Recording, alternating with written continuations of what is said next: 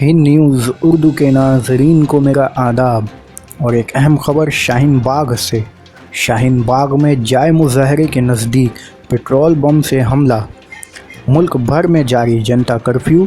Lockdown के दरमियान शाहीन बाग में पेट्रोल बम फेंकने जाने की इत्तला मौसूल हुई है। ये बम शहरियत तरमीमी क़ानून के ख़िलाफ़ जारी मुज़ाहरे के मकाम के नज़दीक फेंका गया है। मुज़ाहरीन ने दावा किया है कि किसी नामालूम अफराद ने जाए मुज़ाहरा के नज़दीक पेट्रोल से हमला किया है। वाज़ह रहे कि शाहीन बाग में इस वक्त अलामती तौर पर एहतजाज जारी है। मुज़ाहरे के पूरे मकाम की साफ़ सफाई की जा चुकी है और एक दो दादियों के अलावा सिर्फ 5-6 ख़वातीन ही वहाँ पर मौजूद हैं।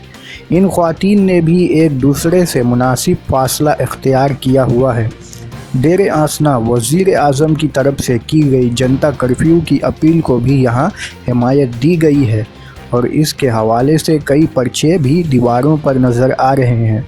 शाहीन बाग में पेट्रोल बम फेंके जाने के बाद की कई तस्वीर भी नज़र आम पर आ रही हैं।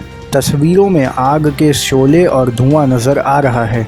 तस्वीर में कुछ लोग आग बुझाते हुए भी नज़र आ रहे हैं। एहतजाज के मकाम के करीब ये वाक़या किस तरह पेश आया और पेट्रोल बम किसने फेंका, इसकी तफसीलात सामने नहीं आ पाई है। वाक़े के बाद पुलिस मुज़ाहरीन के इल्ज़ामात पर पूरे मामले की तहकीकात कर रही है। याद रहे कि शाहीन बाग और जामिया के इलाके में मुज़ाहरों के नज़दीक इससे पहले फायरिंग भी की जा चुकी है।